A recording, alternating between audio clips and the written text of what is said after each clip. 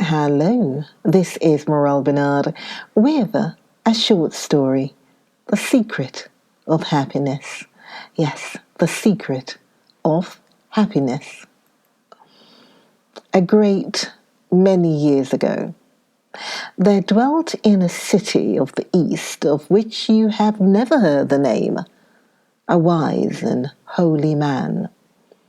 He was highly esteemed by his fellow citizens, for he was kind and benevolent, never refusing good counsel to those in earnest to profit by it, so that by degrees the fame of his sagacity spread far and wide, and many people came from great distances to consult him.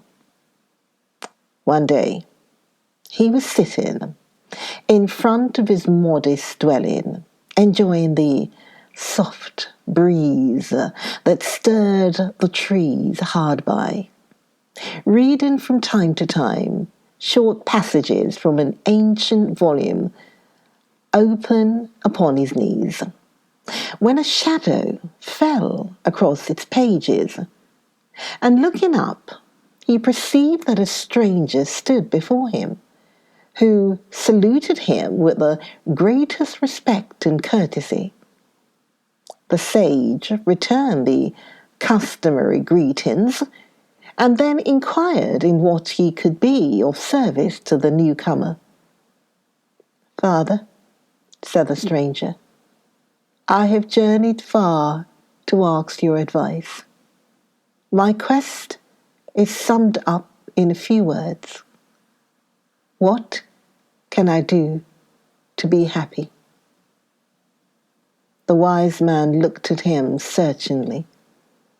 He was a handsome man in the prime of life, richly dressed, healthy and vigorous. His appearance would have been most prepossessing but for a melancholy and discontented expression of countenance. There was no genial smile about the mouth, no kindly light in the eyes. "What have you tried?" inquired the sage. "Everything," replied the stranger, "yet without foolish prodigality and excess. I have sought to surround myself with beauty and refinement, for my wealth is inexhaustibly. I have dipped deep into learning, for my abilities are, I am told, considerable. I've even of late, in a sort of despair, tried to find content in enjoyment of less elevated kinds, such as seems to satisfy many men. But all was useless. Eating and drinking and such physical gratifications could do nothing for one who had sought in vain satisfaction in the perfection of music, of painting and sculpture, nay, more, who have found in the severest of studies but weariness and disappointment. You have been too changeable and impatient, my son," said the sage. "Try again. I do not say return to the lower pleasures of which you speak, but devote yourself more exclusively to the fine arts. Travel far and wide, and visit whatever is beautiful. 1 year from now, return and tell me the result." Abdallah bowed and departed. The year passed, and again he stood before the sage, despondent as formerly. "In vain. I have exhausted myself in travel. I have seen all the world has to show. I am more miserable than ever." "Turn then again to study. Shut yourself up with your books. Work your hardest and see if therein you cannot find contentment. If you succeed, I shall not expect to see you again. But some days before the year had elapsed, there once more stood Abdallah. He had grown thin and pale. His eyes told of midnight vigils, but their expression was no happier.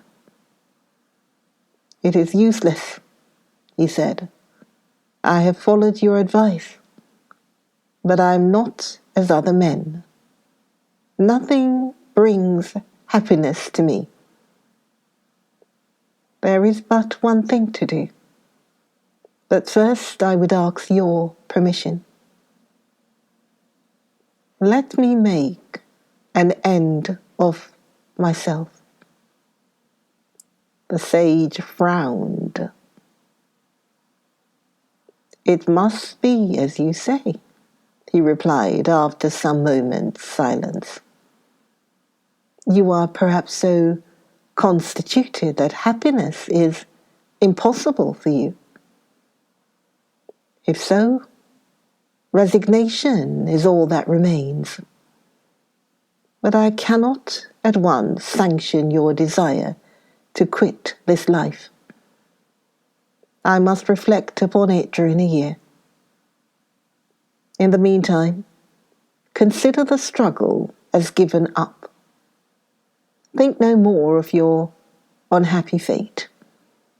But as you are about to die, use the time that remains to some purpose by spending it for others. You are the one wretched exception, so be it. Spend your time, your strength, and your wealth in making some others ordinary human beings happier, so that at least some few tears may be dropped on your grave. Return in a year, and I will then authorize you to put an end to yourself." And Abdallah again bowed and withdrew, somewhat consoled by the thought that 1 year would see the last of his wretched existence, that even the wisest of men recognized him as cut off from the common lot. The year passed, but no Abdallah returned. It was not till some weeks after the appointed time that he appeared, hastening eagerly towards the sage's dwelling.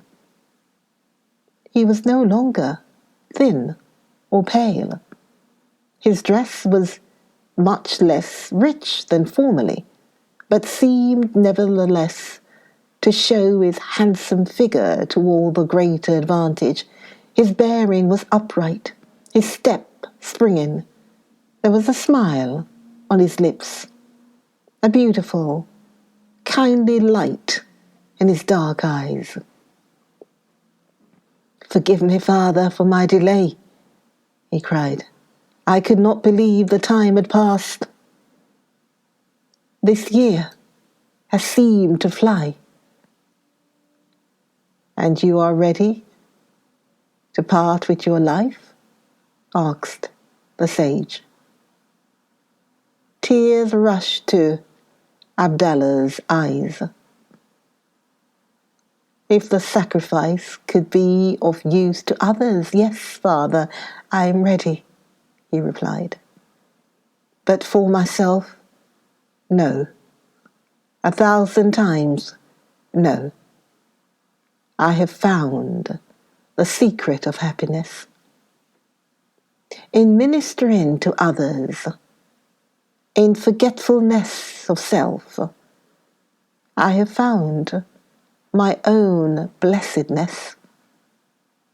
Life is to me now the most precious of gifts. My wealth, my strength, nay, the very learning, the very cultivation I found so disappointing when unshared, I now esteem most highly as increasing my capacities for doing good. Life, life is beautiful, O good Father. Let me live. And the wise man, lifting his hands in benediction on the head of the happy Abdallah, bade him go in peace, having entered upon the one only path of endless and eternal blessedness. Oh, join me, Morale Bernard, join me, and look out for the next video. Join me for the next video, the next short story. I'll see you then. Take care. Join me for the next video. Bye.